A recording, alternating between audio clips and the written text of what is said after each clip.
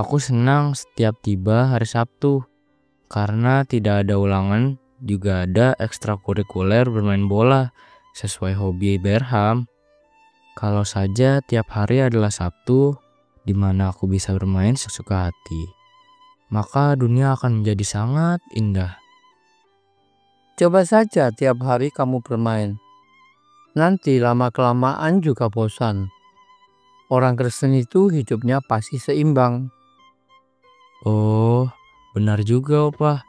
Ada banyak ekstrim dalam hidup manusia. Iblis kadang membujuk kita menjadi orang percaya fanatik pada hukum yang membuang dasar pemberian hukum itu. Mungkin dia membuang akal sehat ya.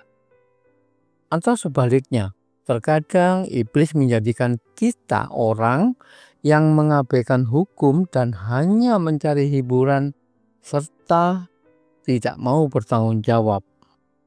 Kelihatannya kalau iblis tidak bisa membuat orang percaya menyangkal Kristus, maka dia pakai strategi lain supaya kita tidak seimbang dan kehilangan harmoni. Mari kita fokus pada firman-Nya yang menjadikan dapat melihat kebenaran dengan jelas.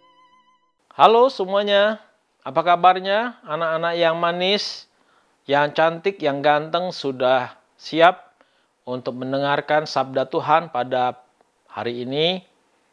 Mari kita berdoa.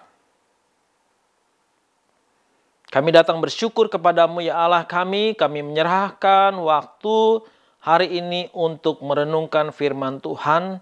Berbicaralah ya Tuhan karena kami siap untuk mendengarkannya. Amin. Anak-anak yang terkasih dalam Tuhan, hari ini tema kita adalah mata rohani yang melihat Allah, ya. Firman Tuhan kita ambil dari Yohanes 9 ayat 8 sampai ayat 34. Anak-anak, kita sudah mendengarkan cerita kemarin tentang orang yang buta mengalami kesembuhan, ya. Matanya yang tadinya gelap tidak bisa melihat, sekarang sudah terang dan bisa melihat kembali, ya. Tahukah kamu, mata kita berfungsi untuk melihat, bukan? Melihat semuanya, ya. Melihat benda-benda di sekeliling kita. Ada kursi, ada meja, ada TV, semuanya, ya. Kalau mata kita dari kecil sampai saat ini berfungsi dengan baik, wah, kita patut bersyukur, ya. Karena ada saudara-saudara kita yang lain, ya, yang matanya barangkali dari kecil tidak berfungsi dengan sempurna. Ada yang sama sekali tidak bisa melihat. Ada yang sedikit menerima cahaya tapi dia tidak bisa melihat juga, hanya cahaya saja. Atau ada yang bisa melihat tapi sangat-sangat kabur, ya.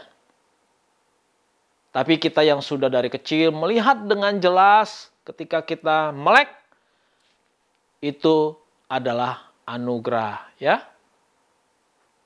Namun mata yang kita miliki melihat dengan jelas ini, ya, belum tentu menjadikan kita memiliki mata rohani yang bisa melihat Allah loh, ya. Jadi mata kita bisa terbuka, melek, tapi mata rohani kita belum tentu bisa melek. Hal ini sama seperti ahli Taurat dan orang Farisi, anak-anak, ya.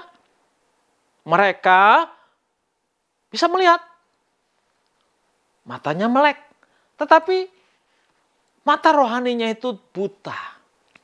Mereka tidak mengenal Yesus. Mereka tidak melihat Allah di dalam hidupnya. Untuk melihat Allah yang tidak kelihatan, kita memerlukan mata rohani yang terbuka, bukan mata jasmani. Nah, cerita renungan kemarin kita lanjutkan, anak-anak, ya. Bagaimana anak muda yang semula buta itu telah melihat dunia dan dia merasakan kebaikan Tuhan, tapi kemudian dia sempat lupa untuk berterima kasih kepada Yesus. Kenapa?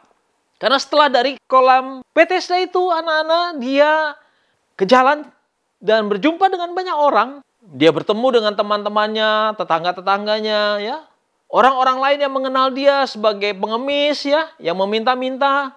Mereka heran melihat dia. Bukankah dia itu orang yang buta yang kita lihat, yang biasa ada untuk meminta-minta? Lalu mereka mengatakan, bagaimana mungkin orang yang buta ini sekarang bisa berjalan bebas? Apa yang menyebabkannya? Mereka kemudian bergosip satu sama lain.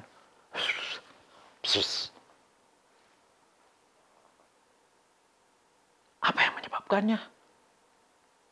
Apakah betul dia? Jangan-jangan bukan. Mereka kemudian ada yang juga menjawab, iya, benar. Itu dia. Itu orang yang biasa mengemis. Itu orang memang yang buta yang kita lihat itu. Tapi ada juga yang nggak yakin. Nggak yakin. Nggak yakin saya.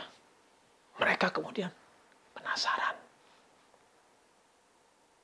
Dan ada yang berani langsung menanyakan. Hai, kamu yang dulu mengemis bukan? Kamu yang dulu buta ya? Bagaimana matamu bisa melihat sekarang? Nah, akhirnya orang yang semula buta ini, dia mulai bercerita. Dia bercerita tentang pengalaman kesembuhan yang dia alami. Dia berjumpa dengan Yesus. Dia bercerita tentang Yesus. Dia percaya yang menyembuhkan dia adalah Yesus yang merupakan nabi, yang merupakan Mesias.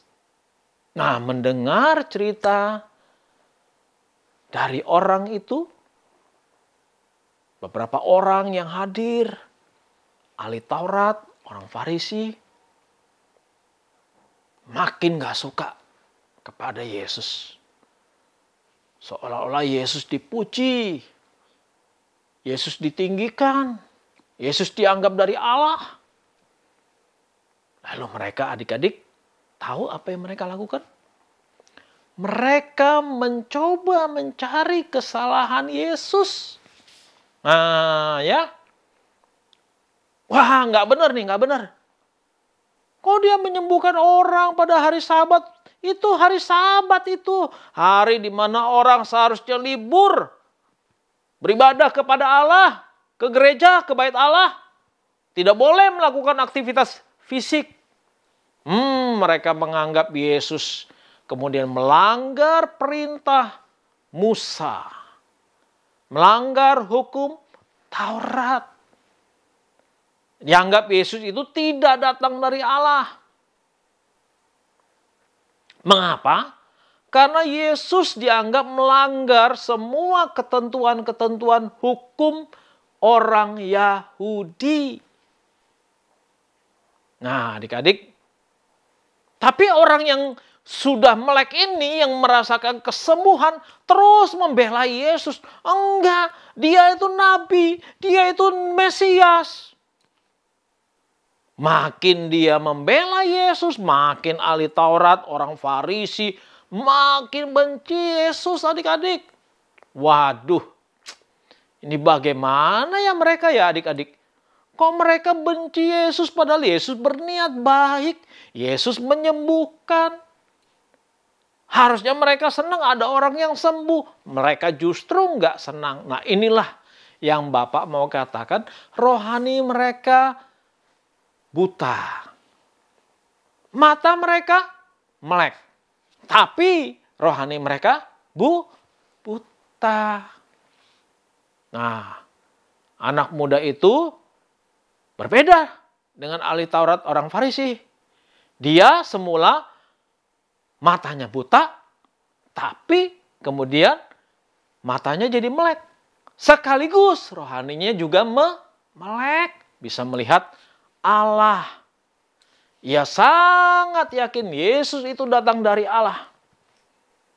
Kita bersyukur untuk iman seperti ini ya, anak-anakku. Bagaimana dengan kalian? Apakah kalian dapat memiliki iman seperti anak muda itu? Kalian punya mata yang terbuka, bisa melihat. Tidak ada cacat, sempurna dari kecil sampai sekarang. Tapi yang paling penting adalah apakah mata rohanimu juga melihat Allah dari engkau kecil. Jangan melihat Allah, berjumpa dengan Allah kalau engkau sudah besar nanti. Tidak. Harus dari engkau sejak kecil. Engkau berjumpa dengan Allah. Biarlah firman ini menjadi pertolongan bagi kita. Mari kita bersatu dalam doa. Terima kasih ya Tuhan untuk firman Tuhan. Sungguh kami bersyukur sejak kecil kami boleh melihat sekeliling kami. Kami diberikan mata yang sempurna. Kiranya kami juga diberikan hati yang sempurna. Hati yang melihat Allah. Bersyukur di dalam nama Yesus kami sudah berdoa. Amin.